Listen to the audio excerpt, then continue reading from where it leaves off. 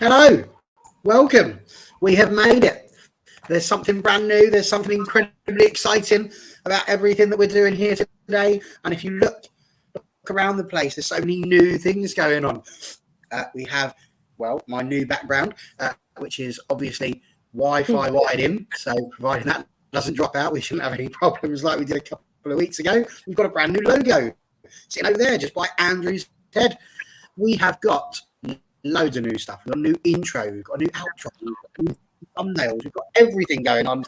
But even though we have all of this new stuff, we have still got the same old faces popping in to see us for our little Friday night catch up. So we have Andrew, we've got Ellie, we've got John Neville, our very own super sub, popping himself in to help us out this evening due to a late injury to John Commode, who we are sending all of our best wishes to, Johnny K. But we got another John, the wonderful John Neville. How are you, John? You doing okay? Yeah, I'm all right. Thanks, Barry. Yeah, there's always a few Johns in reserve if need be on this channel, it seems. Excellent. That's what we like to hear. So, what about Andrew? How are you getting on, sir? Yeah, all good. Happy it's the weekend now. Okie dokie. And how about you, Ellie? Well, yeah, I'm alright, but it's just sad, but it's fine. We'll get on with it now. Fan dabby dozy. Now, I'm hearing that we are having technical difficulties of the highest possible level. So, am I crackling for literally everybody at the moment? Yeah, yes. You are. Yeah. Good fun. Okay. Well, I'm not entirely sure how we deal with that one, apart from me disappearing briefly and popping back in to reset everything. So, whilst we're doing that, we can't really just have a moment where we'll just sit and talk to ourselves, can we? So instead, I think we should hand over to the rather wonderful Ellie, because we're going to be discussing lots of things over today. We're talking about new players, old players. We're talking about the Euros. We're talking about abuse. We're talking about just about everything. But I think we'd be remiss of us not to begin with the news that has come out today about Diane Caldwell and her leaving the club. So I'm going to hand over to Ellie briefly. Don't be afraid. Don't adjust your television sets. I shall be back shortly. Everybody else, Ellie, off you go. So everyone, obviously, as we know, Diane was only on a short loan, 6 months, and she started in January, and I think injuries got her as well, because we've not really seen her play that many games. But while she's been there, I've got to admit she has played a part while our defenders have been out injured, Millie and Aoife and everyone. So she's really played a part. So obviously we got the news yesterday that she was going. And obviously, as you all know, I'm a massive fan of Diane. I think you all knew that. So when I heard that news yesterday, I just broke down, crying my eyes out. But obviously, I know she's only a lone player and everything like that. But I think as mostly, the women, and they have just bonds with some of the fans that sometimes normally the men don't. So I think that got me the most, that she just left like that. And because, to be honest, I didn't really see it going. I thought she would have stayed an extra 6 months. Just for the fact, obviously, we don't know about Aoife yet, or we know about Millie coming back and just don't know about Aoife. So, yeah, I think a little bit I was just surprised that she just went like that. But, I mean, like Nat said a few weeks ago, she prepared for the worst and said, you've got to just get on with it now and prepare for the worst. So that's what I did yesterday. But it didn't really go easy, but, I just thank for the memories and everything, just for the memories. So she's been a fab member for the squad while she's been there, and I can just say good luck to her for everything else. So, and the memories, we've had loads of memories together, her and all other fans. So obviously, good luck to her and best of luck for the future. Now I'll hand you over to you. We're going to try it. How's that? Yeah. Slightly better, yeah. We're all good. Fantastic. Excellent. Yeah. Good. Right. Well, we're pleased to know I did hear everything you said there, Ellie, and you're absolutely spot on. It is sad, I think, to see Diane leaving. And I think a lot of that Andrew, comes down to her love for the club. The fact that deep down, there's a little bit of Diane in all of us, really, isn't there? That person that grows up loving a football club, wants to go out there and perform and play for the team. And she did that. She lived out the dream of so many United fans. Is that really something that you think we have, that little sentimentality? I think a little bit with Diane. I mean, she only had a short time with us, only the 6 months, but she sorry, that's my phone ringing. Do excuse me. Sorry about that. I've got to be honest, Andrew. Gremlins. I thought you'd want a million quid or something. No, I hope so. Playing the slot machines as he's going. Yeah. Sorry, I thought I turned it off, so I thought that's probably her ringing in the ears. No, as I was saying about Diane, I said short time, only 6 months with us. And then, to say, obviously being a lifelong United fan, so, and obviously, I thought, because I was looking at the appearance she made, she only made 6 appearances for us during her time. I thought, always felt like she made many more than that, and obviously the latter stages of her career at United was disrupted by injury. And obviously she missed the Old Trafford showpiece as well, which I felt really gutted for her as well, because I think I said on the show a couple of weeks ago, I would have given her a one year extension, so she could have possibly, achieved that ultimate dream of playing at Old Trafford. But I think she gave everything and more for the club and the fans as well. So as she said, as a lifelong fan, it was a dream to play for United. She achieved that, and like many of us as fans, we dream about it, but we've never actually done it. So I say I wish her well, and thank you for all the memories as well. Just think back to her very first game was away at Arsenal. I thought coming in against Arsenal, it's a tough task, but she was more than capable of handing in Vivian Miedemar and all the other Arsenal players as well. So yeah, it'll be interesting to see where she lands up next. But she's welcome back at any time at United. 100%. I'm still getting told I'm crackling. I'm like pork, so I can only apologise for that. We're going to keep going. We're trying to do some bits and pieces backstage. I've got the tech monkeys on the job. We're going to see what we can do. But while that's going on, John, perhaps you could tell us your thoughts. Diane Caldwell, how do you think she's done for the club, and how sad are you to see her go? Yeah, very sad, really. I was really hoping that she would stay for a little while longer, at least. I think she did well in the games that she played. Like Andrew said, it was a shame she got the injury when she did. That restricted her to only those few appearances, but she seemed very popular with the rest of the squad, and obviously the fans are extremely popular as well. So it came as a bit of a shock, a surprise to see that she wasn't staying with us for a bit longer. So it was a bit gutted about that when I saw that yesterday. But you see this comment here as well. When she went yesterday, when it was announced, I was like, I accepted it, but then I was like, it must have brought new centre backs in then, because like we don't know about Mannion yet, so we know Billy's back. So I just hope there's new centre backs, because if there's not, we're still in trouble. We'll still be in trouble. Sorry to say that, but yeah. I was quite literally going to ask you that question, Ellie. And on top of that, we have this as well from Lansdale. What do you think of that, Ellie?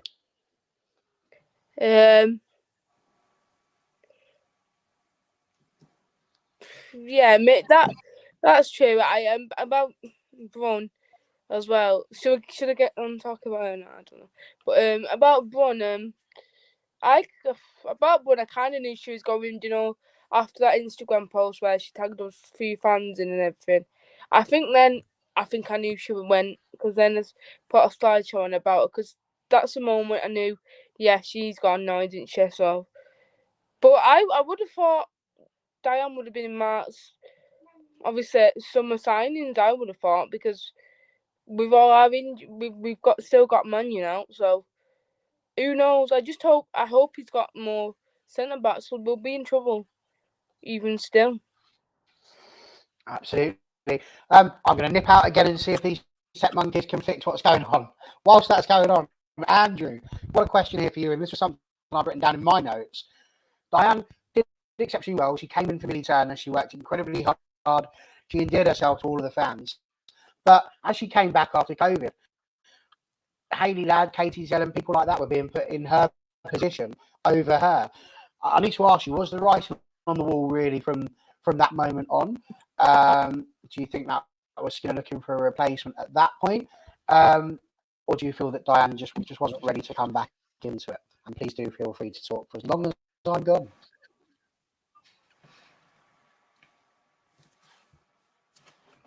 You will have to unmute first, though, mate. It's all going wrong. It's all going wrong tonight. You can say you with your audio, me with the phone. So yeah, as I say with Diane, I just said I think the writing was probably on the wall because she came back from that injury, but Hayley Ladd was being put in the as the centre back, and I mean there's that away game at West Ham where he put Katie Zellum in, which she did a great job as well. But I think I don't know whether Signe was just holding her back, Diane in the end, because there's some games where I felt like Hayley Ladd needed to be pushed more further forward into the midfield, so we got that balance as well. But I don't know whether with the injury Diane had, he didn't want to put her straight back in, and she picks up the same injury or a different injury, so it's a bit of a. Yeah, I could probably see he was probably more looking towards the future. Signe was in terms of the transfer the window. So I know I say Millie Turner's back now, so it's just like who's he going to bring in? It's like seems to be like it's all quiet on the Western Front with United. I'm just like, we're getting all the outgoings in a minute. I'm just thinking, is it during the Euros? Then we hear all the incomings, or just after the Euros when we're going to say, all these new players are coming in.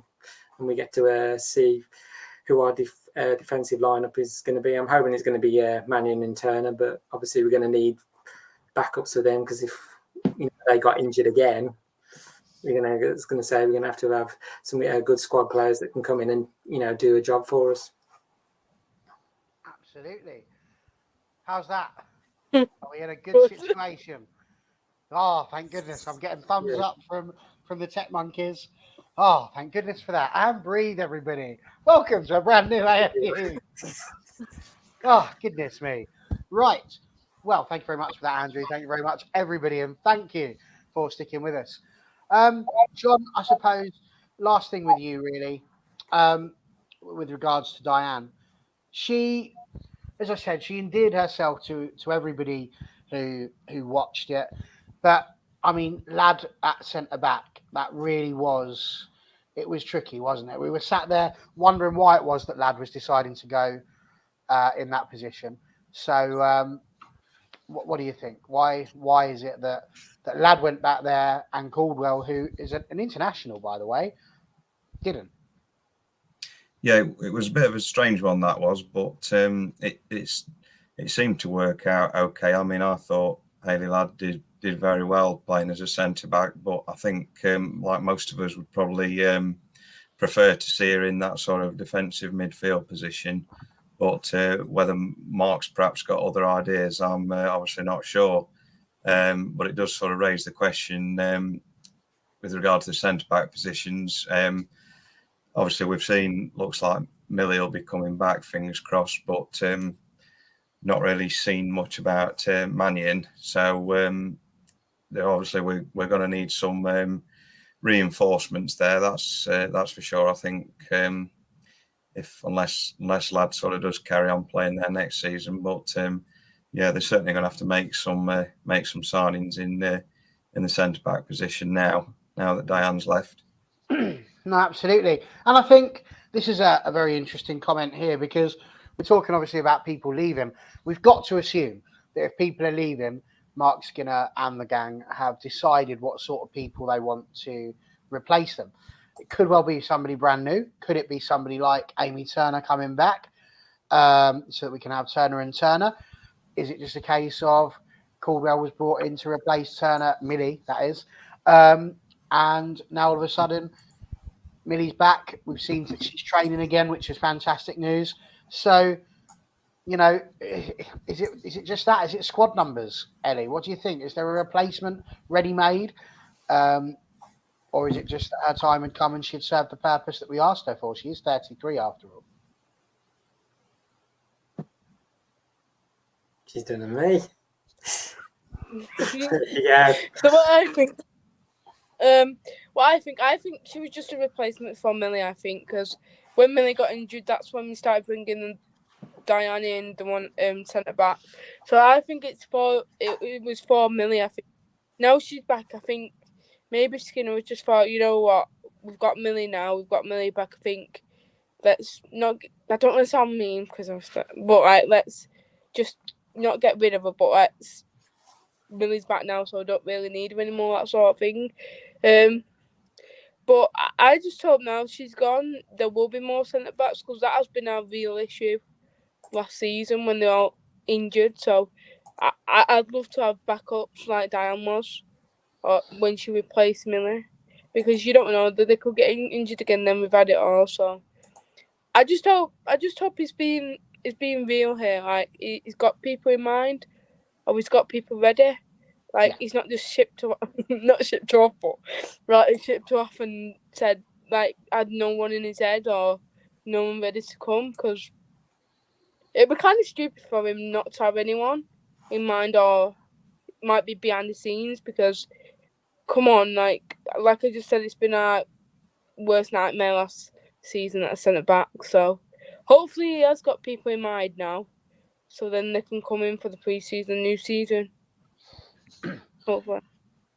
I think you might be right. And again, it comes down to this. This is the thing. Who would you all bring up as backup for Millie and Mannion? Because the very reason we had to bring Diane Caldwell in was because we didn't have any players to replace them when they went out.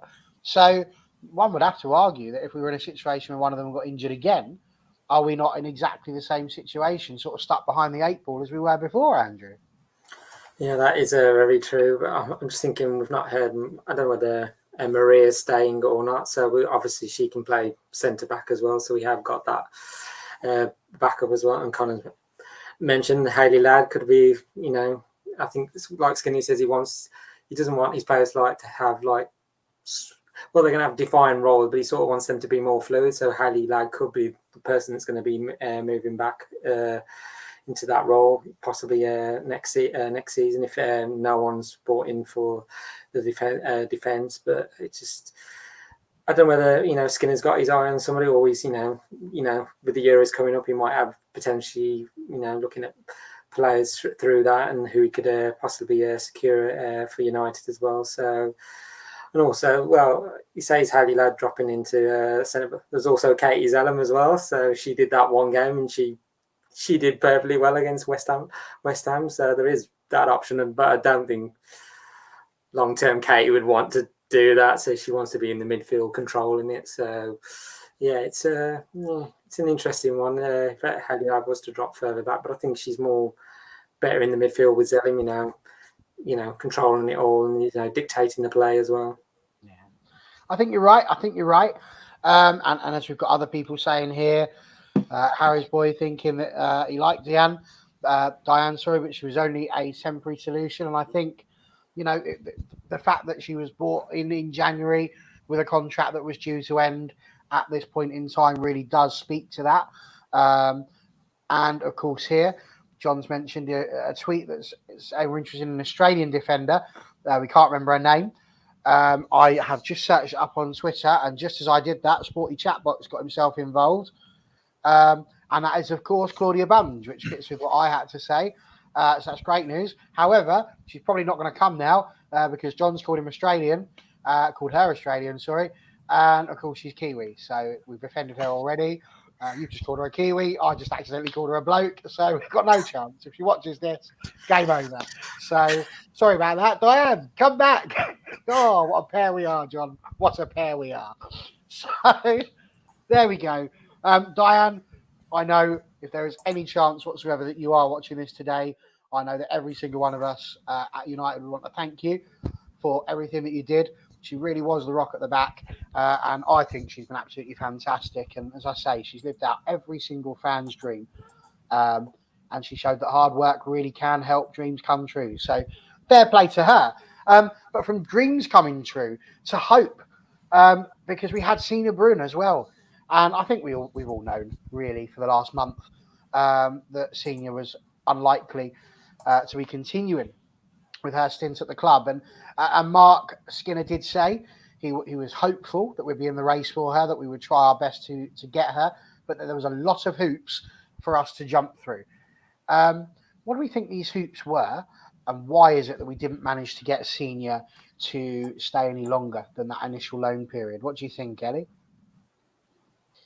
Well, it all came down to injuries, I think, because you see, we bought all these loan players in, and they just got injured from us.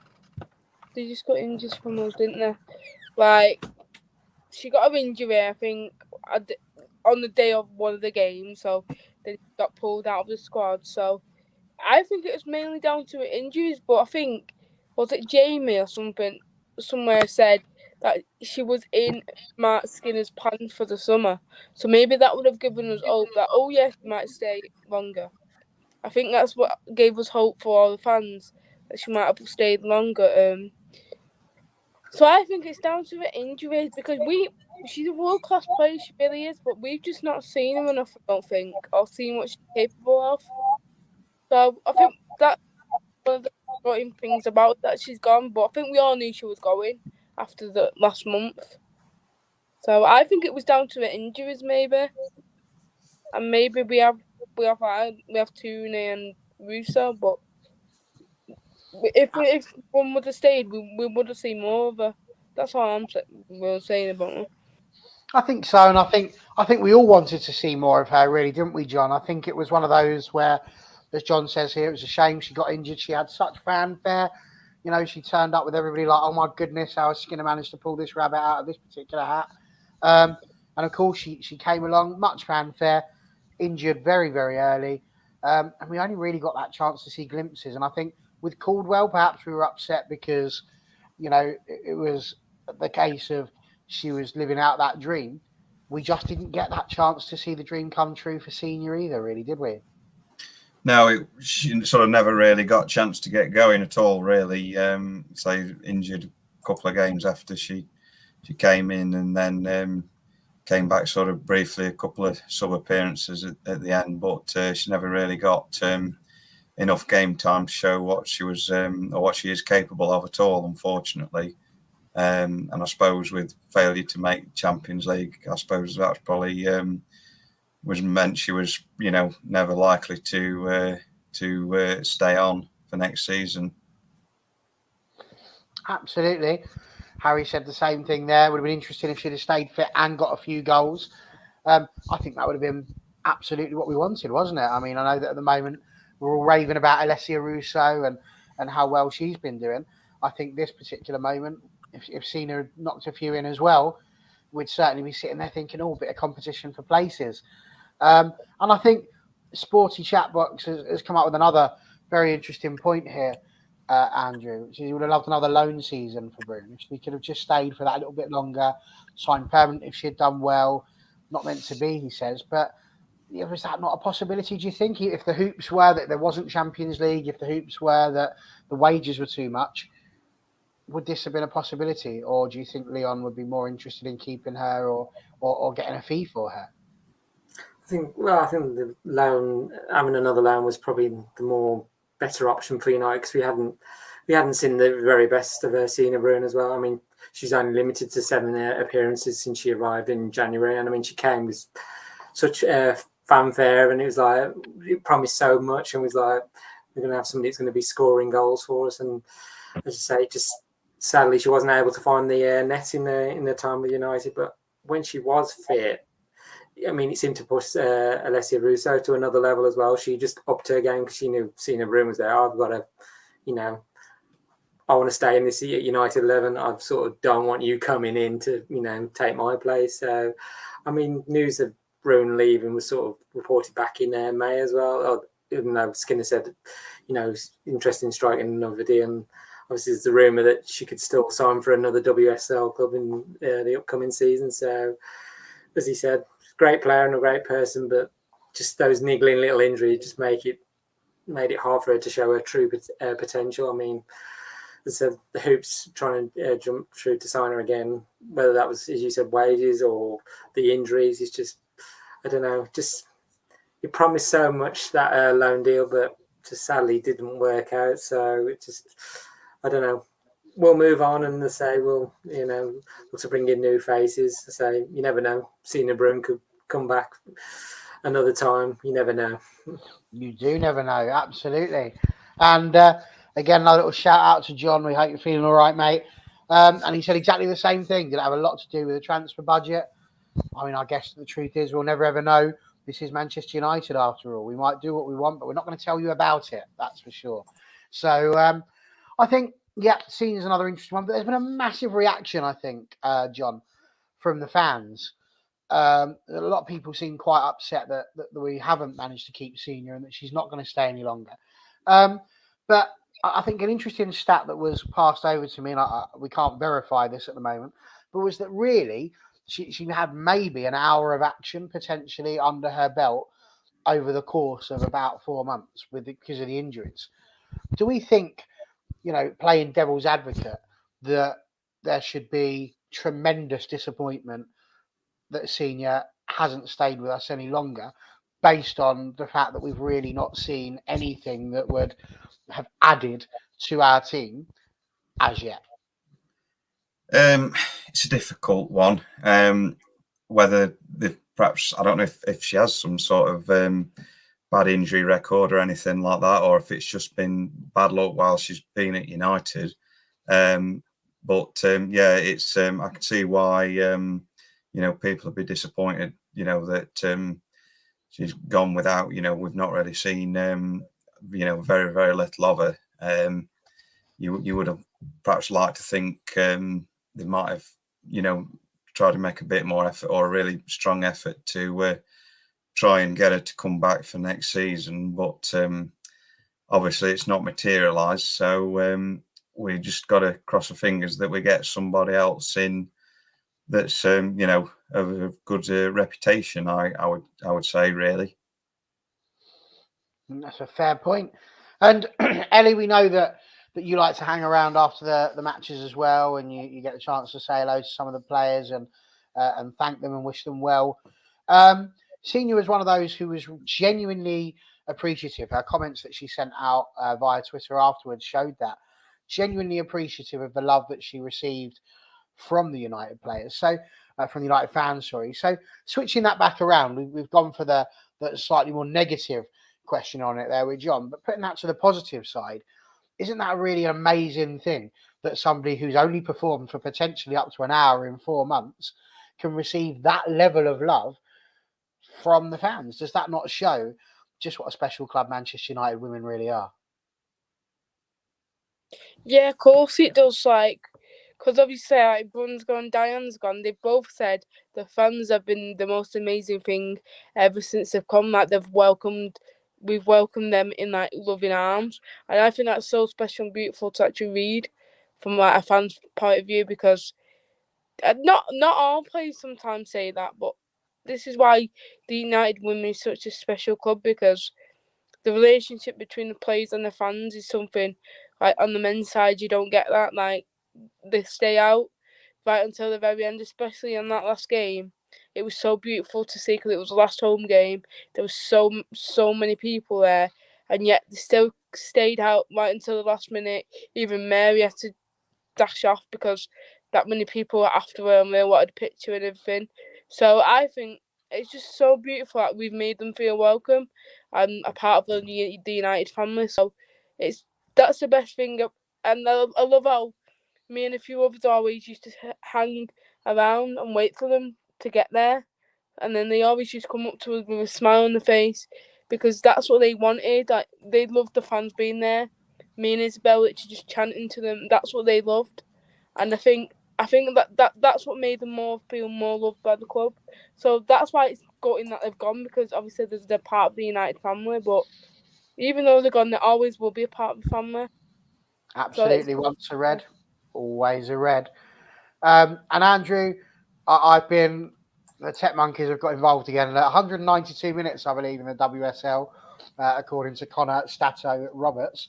But most of those were in tough games. And he is right. Those sort of games against City and Arsenal, you're asking a player who's not had much football over the course of 4 months, who's on loan from a club abroad, getting used to the WSL first time, I think, playing within the WSL.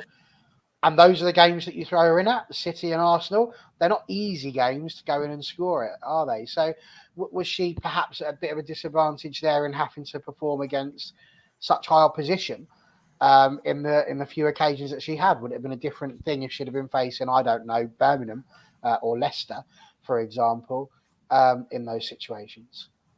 You could say it was maybe a bit tough to throw her in, but those are the games that you live to play in as well. So, yeah, obviously the injuries didn't help as well, but she came from her PSC. You expected to go out there and perform and hitting the goals, but obviously it didn't work out at United. So, and when she did feature in the game, she did look all right. It's just we just didn't see the very best of her, and I'm just thinking maybe I don't know, we might overcome those hoops, and you never know, Skinner might surprise and say, "Oh, Signe Rune's back," and we could be having her next season. You never know in this transfer window. Like you say, we're just looking like the men's side as well. You're just thinking we're a bit slow at the minute, but you never know. There could be just a mad rush at the end. I'm just thinking like back in January, it was like we're getting near the end of it. I was thinking, are we going to sign anybody? Just because we thought we were lacking that bit of squad depth, and it was like 3 new players just came in at the end and was like, you say we can get deals done and over the line. So, but yeah, in terms of Bruun, I just think, say she's a quality player and she can do it in those top games as well. It just didn't happen in a United shirt for whatever reason. For sure. And again, just popping back to this, as you said, it is all on who comes in instead. And I don't know who it is that we might have. There's been speaking of Lucia Garcia. There was Leon. There have been loads of different names thrown out there. But I think certainly this is a very good point, really.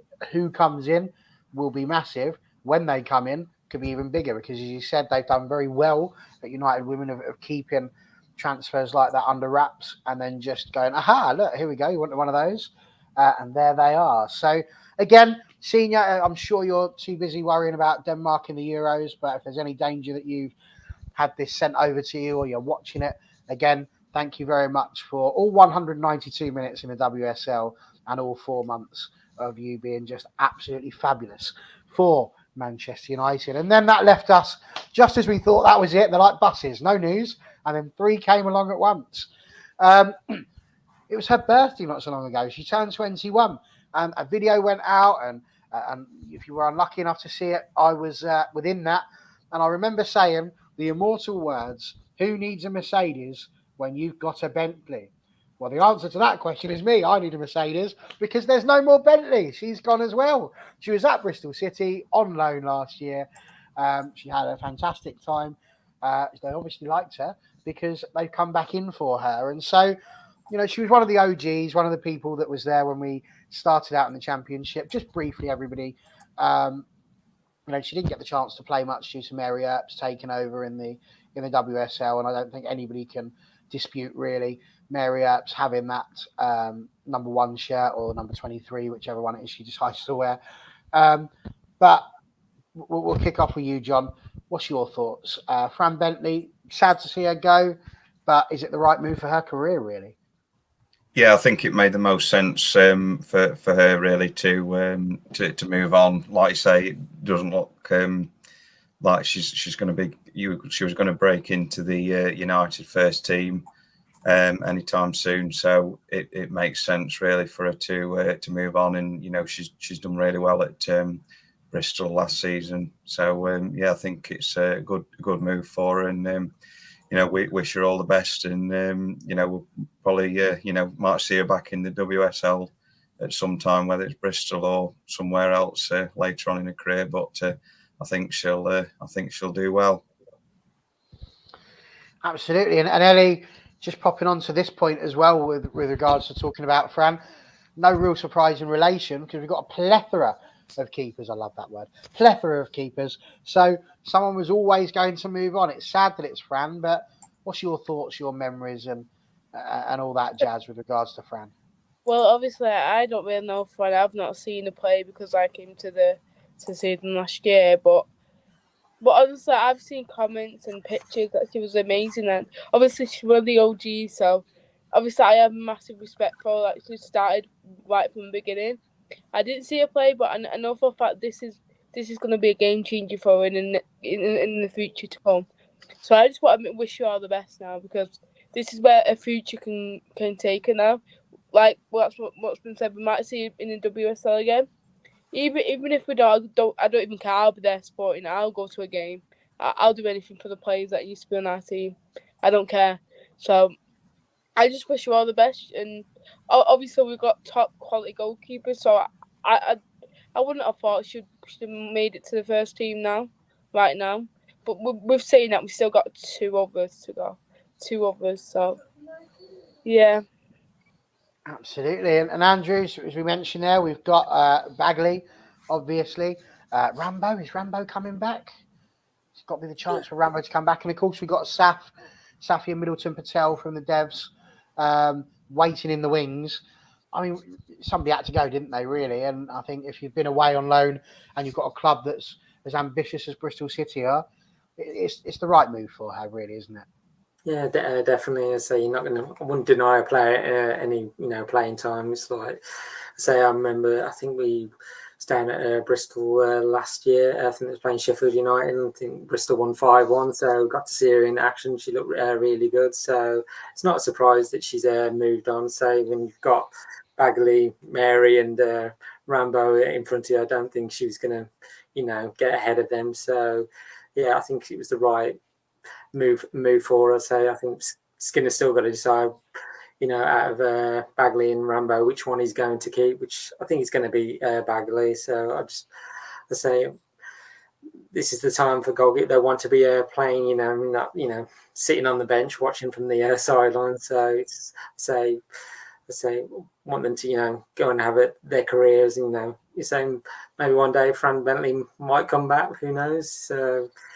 So he might look at it again in the future. But yeah, I say I wish her well in the with Bristol, and hopefully we might be seeing them back in the WSL the following season. So coming up against them. Absolutely. Brilliant stuff.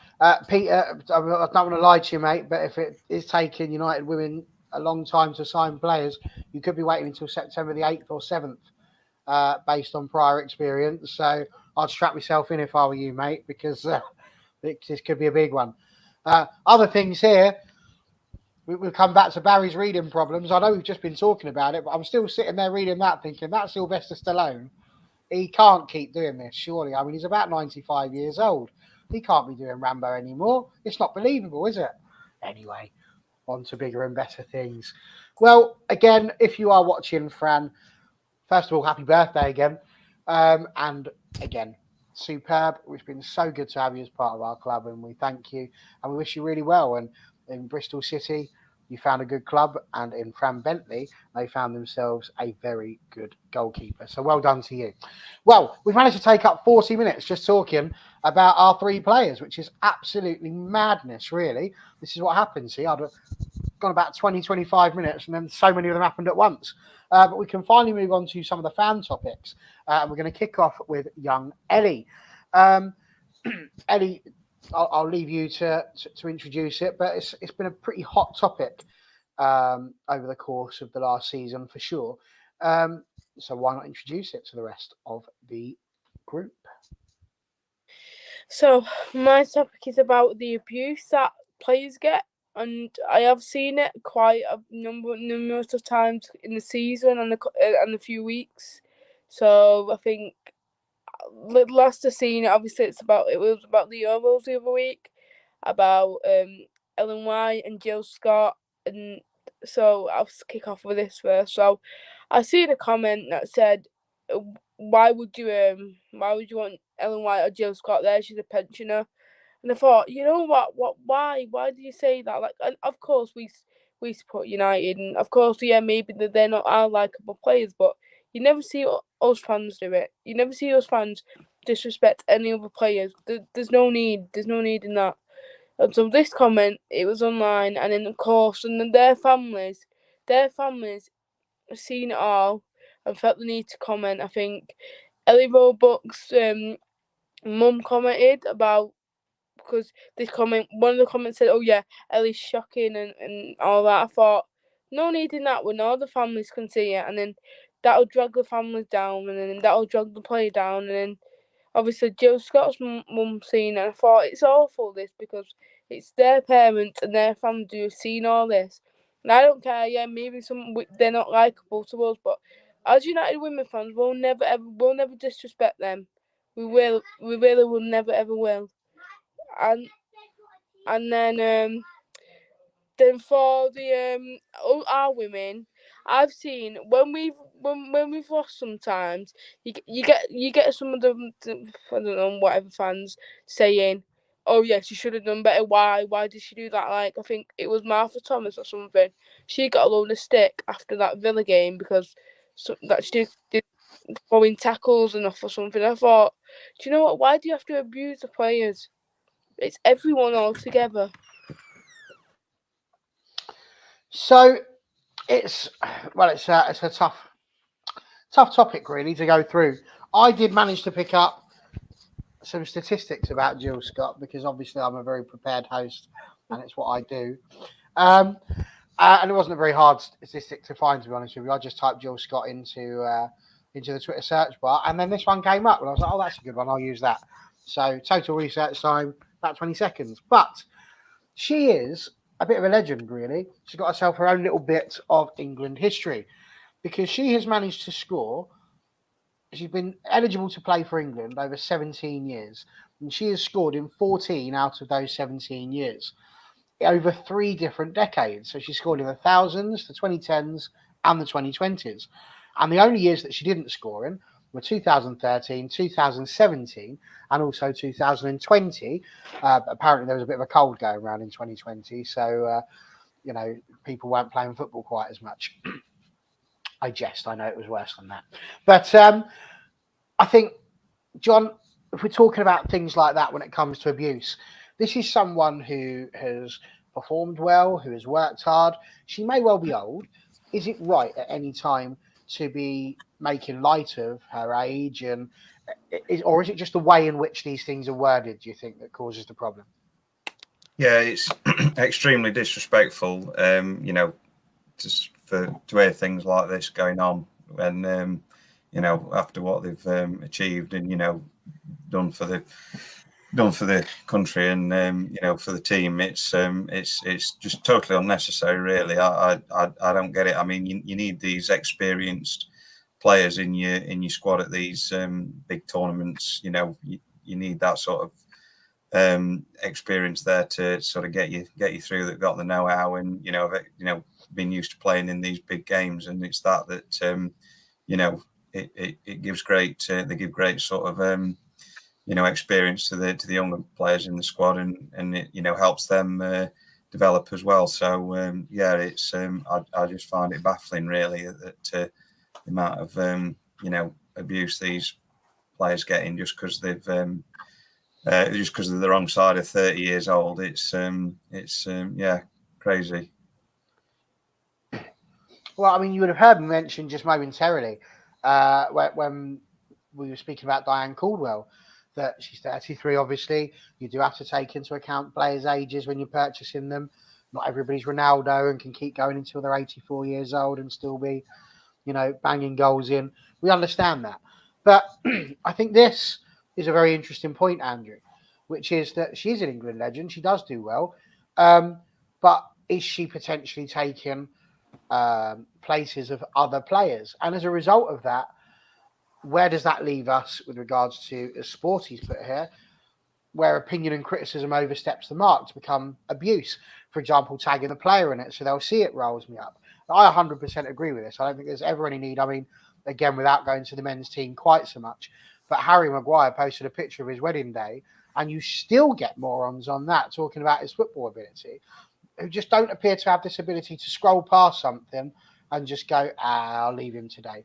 They're not even, can't even do that. It still has to be, you're a terrible defender. People can have an opinion, and I think that's absolutely right. Not everybody needs to agree that footballers are fantastic. Whenever I mention Georgia Stanway, I know there are people that wouldn't want to see Georgia Stanway anywhere near a Manchester United shirt. I'm one of those who would be more than happy to see Georgia in a Manchester United shirt. Is the issue that people are having a go at players and saying they don't think they're good enough or that they're too old to play? Or is it something else? Is it the way in which these people are wording it? What is it in your opinion? I just think the likes of the abuse players getting social media as well. It's all instant react. When you see games, they can just type something out. This player was doing this and they should have done like that. It's just like you just gotta. Sometimes people just don't think. With the words they're saying, it can really hurt. And I'm thinking the season just gone with Katie Zellum, some of the abuse she was getting, and I was just like, well, a new manager's coming in. She's getting used to the way Skinner was, the way he wanted to play. I think she was lacking a bit of form, but then she got to grips with it. And then, the second half of the season, she just was like, let's say, bossing that midfield. So it was like, it wasn't deserved on Katie as well. And that comment about Jill Scott, Zellum should have been in there as well.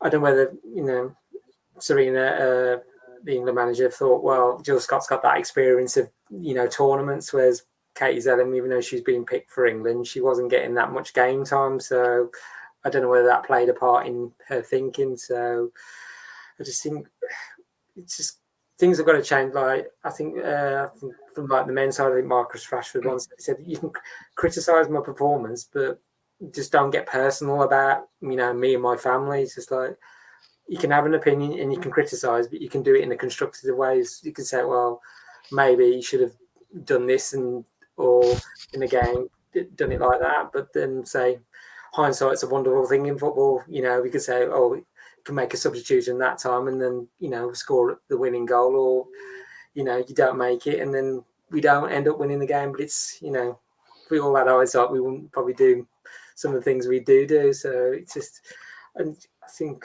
in terms of social media, I think we've all asked. You see out there, they say we want verified accounts because you have all these faceless accounts, chucking out abuse, and it's like, well, would you dare say that to the player's face? I don't think you would. There'll be some out there that might, but the majority, they wouldn't do it. It's like, well, you just be called out on it straight away. So I think in terms of that things have got to change, like social media and the reactionary side. So you have more verified accounts. So when somebody does post something offensive or abusive, they get called out straight away for it. Absolutely, and I think that's the way it should be. And John, I presume this is what he would have told us had he been here, is said exactly what you said as well. He wouldn't say it to their face, and he goes on to add, it's okay to have an opinion that you think a player may not be good enough. You've got to remember they're human beings. People don't look at it in the way of how you treat others, but treat them the way you want to be treated. And I think that's entirely correct. And there's an example of that. I don't know if you've noticed, but we've had a little bit of a comment spat going on. For example, Paul, as we said here, kicked off with, I think Scott shouldn't be in there and Zellum should. And then, of course, Marty, friend of the show, believes that Scott has got better leadership and better work rate. But despite this disagreement, look, isn't this nice when we can just accept each other's opinions and go, do you know what? You're allowed your opinion. I'm allowed mine. Doesn't make either of us monsters. It's rather fantastic. Although I will point out, Marty, that it's currently 2-1. So you might have to see if you can rally anybody else to your cause. I think it's a really tricky situation. It's not one we're going to solve on this little conversation here. But Ellie, just coming back to you as you started the topic, you mentioned about the players' families. And I know that the documentary, I haven't managed to see it all yet. I'm hoping to watch it tonight once I finished here. But the Alex Scott documentary, there's apart from that, I saw a little clip that showed Alex Scott looking through the different things that were being put on Twitter and social media. And it's just the way that people are acting. They'll say silly things like, our women can't play football, they should be doing the dishes, that sort of thing. I've just responded to a tweet where 500,000 tickets have apparently been sold for the Women's European Championships this year. And my response, with a very sarcastic voice in, is, but nobody's interested in women's football, because 500,000 people have just signed up to buy tickets for a game that apparently nobody cares about. So you're going to get these sorts of things. And an argument that I had with someone, I promise I don't spend my entire life arguing with people on Twitter, but I did have to call this one person out. And what he said was, 10% of what you get on Twitter is going to be negative. I kind of fall somewhere between the two, which is you can't, until it's regulated, you can't guarantee you're not going to see the negative. So there is an element, is there not, of if you're going to go onto social media, you've got to be ready to accept that there may be things that you don't want to see. There may be responses coming at you that you might not want to see. And as a result, that potentially comes with the territory. I don't agree with that. I don't subscribe to that. But that is an argument that is thrown out there. Should therefore families, for example, do you think it's better in some ways that they weren't on social media and they weren't checking what's being said about their loved ones? I remember Ella Toon putting out on one of her interviews, I used to go and see what everybody thought after the match. Now I don't really care what people think about me, because I know that they're not the ones that pick the team and they're not the ones that really matter. So she doesn't let it into her headspace. What's your thoughts, Ellie? Yeah, I don't know, because families on the players' families, they have the right to be on social media. They do. But then when they see comments about the daughters all the time, maybe that might get into their head, and that will affect them. Then, why is my daughter being called this? Why is she being called that? When all she's doing is trying her best in football?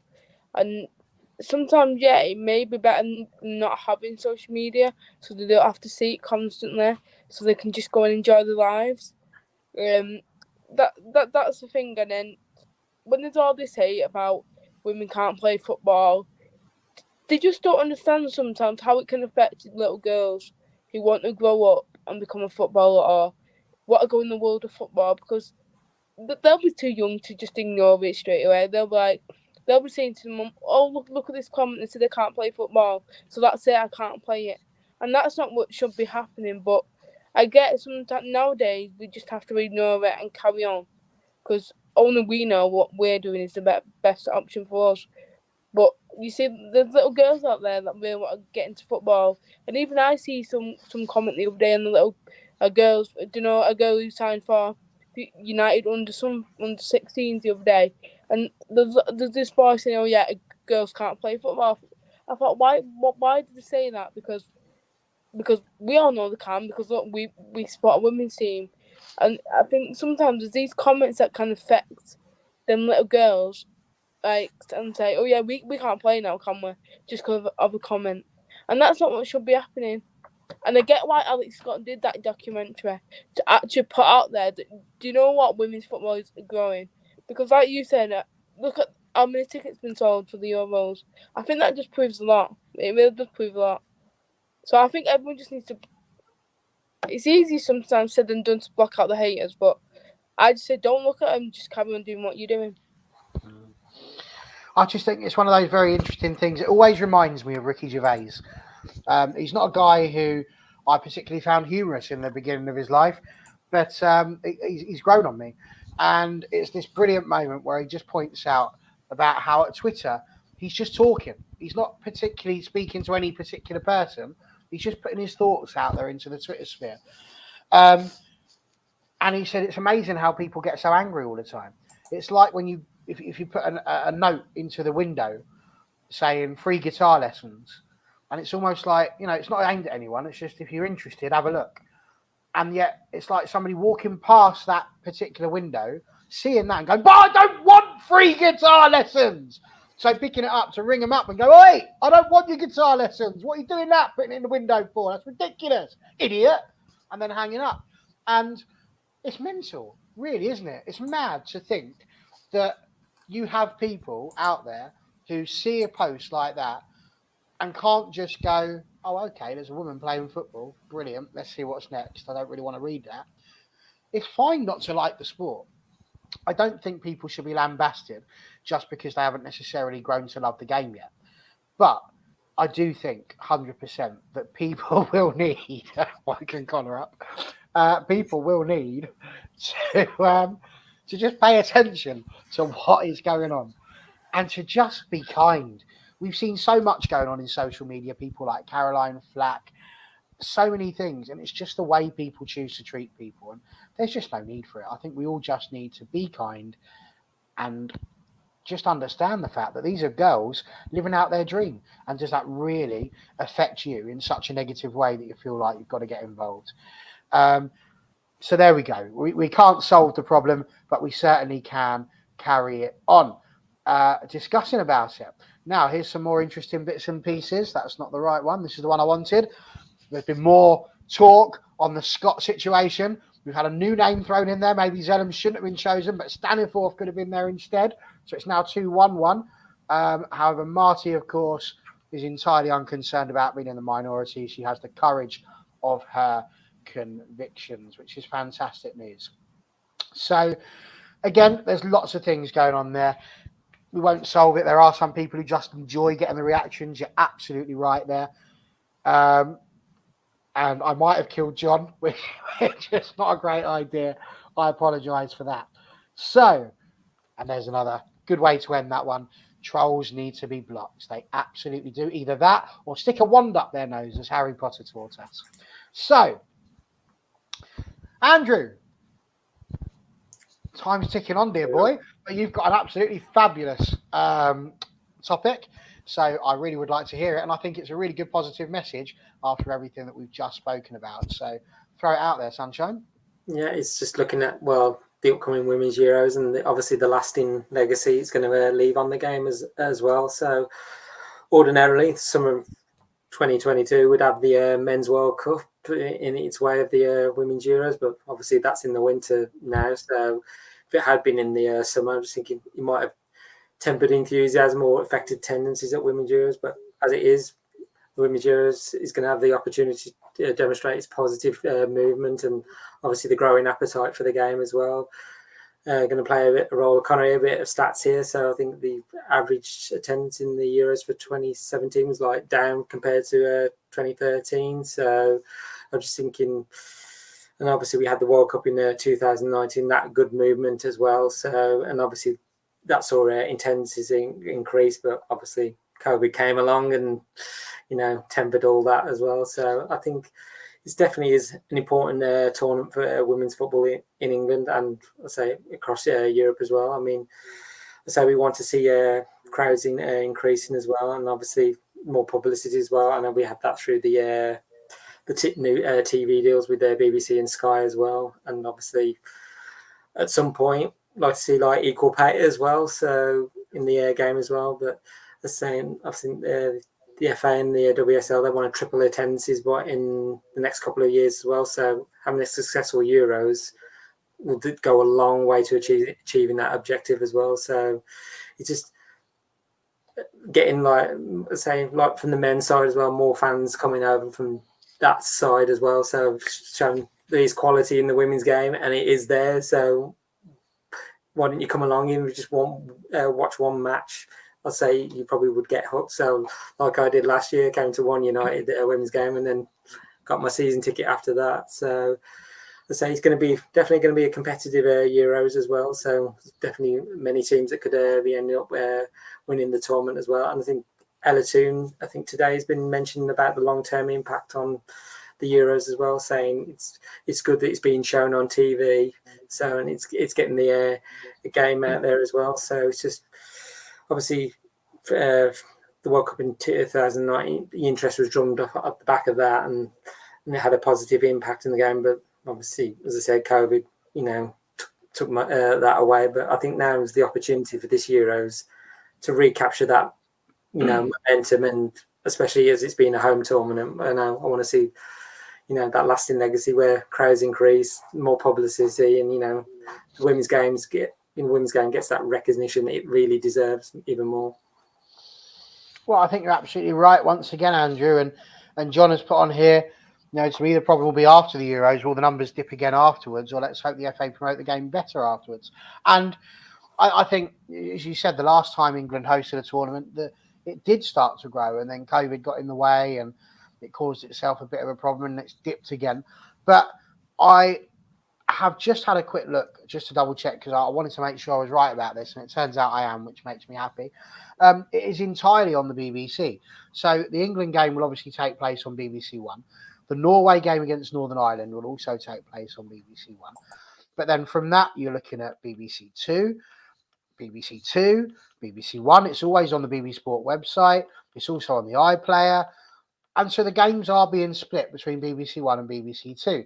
And I have to say, I think this is massive, because normally when you get the BBC, yes, they'll throw an England game on every now and again. But to take an entire tournament in the same way that we do with the Men's World Cup, the Men's European Championships, to put it on free-to-air TV and to stick it in that situation whereby we're going to say, listen, EastEnders, I'm sorry, you're going to have to move on to BBC Two, or we're going to have to interrupt your regular programme, and a bit like they do for Wimbledon as it stands at the moment.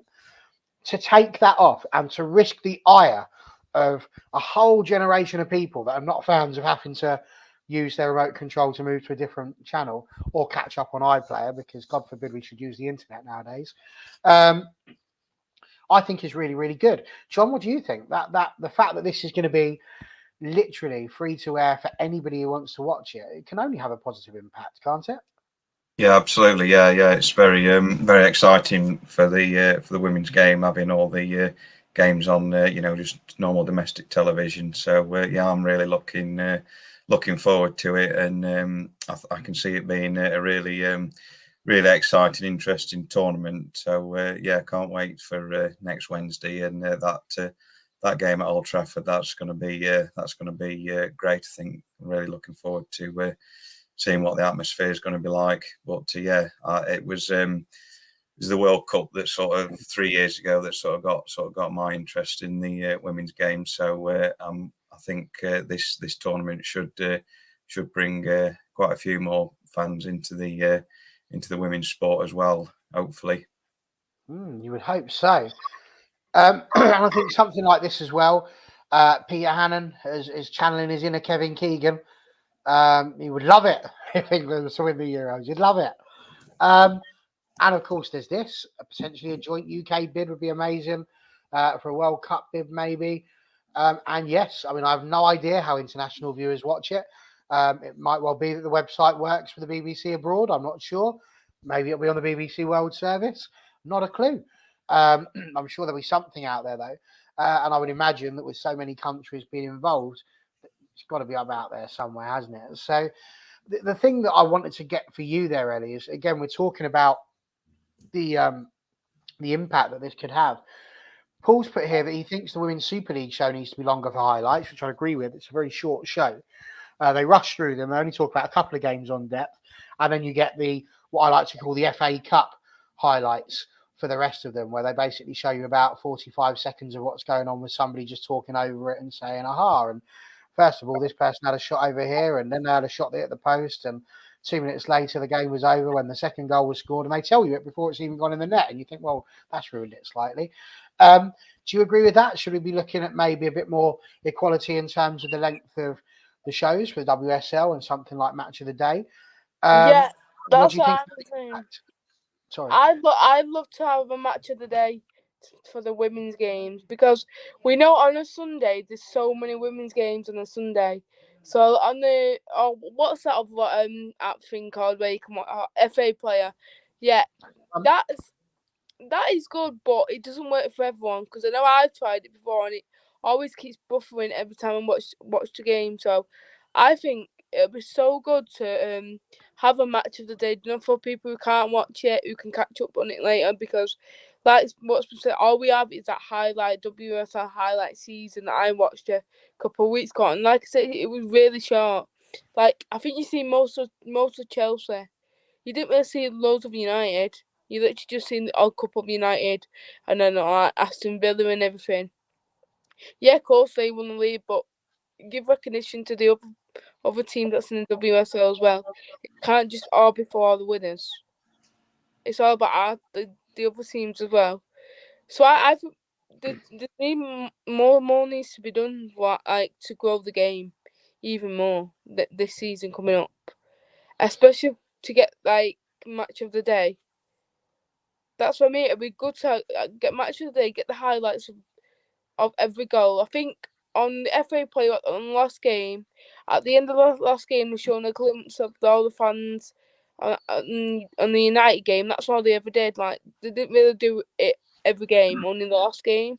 So I just hope they do match of the day, like they do for the men's game, because that is what equality is about. Just get it over to the women's, and then you get more people. Absolutely.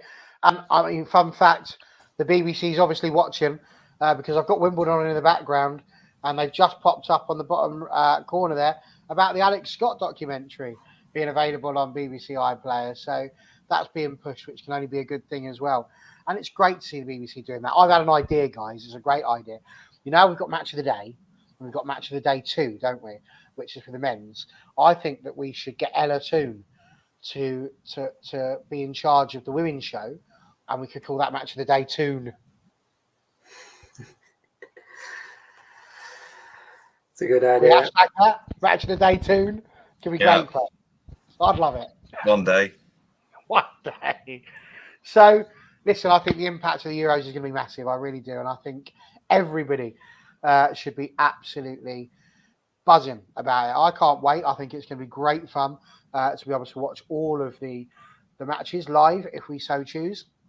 And yeah, I'm really, really excited about doing that. And I think, Andrew, the thing that you said there about how you went to one match and you were hooked, I'm just hoping that more people will give it a go and watch it and realise that actually there's a lot of entertainment to be had in these matches still, and start to become emotionally invested on it. And that would be absolutely wonderful. I couldn't give up my day job even if I wanted to, John. I have to give far too much notice. So don't worry about that one. You've got months until I could possibly try and do that. So there we go. Now, listen, we were going to have a big chat about predictions for the Euro League, but we're an hour and 7 minutes in. And as much as we love this new branding, we do have to give it a rest at some point. Do feel free, by the way, to get into the comments and to let us know what you think of the branding. And whilst you're there, you might also choose to like and subscribe, which is something that I very rarely remember to do. So if you could do that today, that would be even better. The last thing that I wanted to mention was something that I said we were going to do, so we kind of need to do that. I agree. Imagine the intro being Toon. Hello, welcome to Match of the Day 2. I'm Ella Toon. She wouldn't say it right. She'd probably say something like, it's Letty Toon, or something like that. Or maybe she'd sing it, because she loves a bit of singing. Honestly, I think this is a great idea. I'm going to have to float it. Anyway, we are looking to introduce something on this channel that I know has been mooted, and it's a bit of a pilot run to sort of see whether or not something like this would be viable moving into the WSL season. So I spoke to you about it all on Monday, and basically this is the opportunity to do the following. It's called the AFU Prediction League. And my hope would be, first of all, that there we go. Got a bit worried about that. Didn't think it was going to work for a second there. But it would be this, the Women's Euros Prediction League. And it's very, very simple what you need to do. Basically, you send your predictions through to me at my Twitter handle, which is just there, should you need it, at OT is my church. DMs are open. Do feel free. Predictions, absolutely. Anything else, probably not.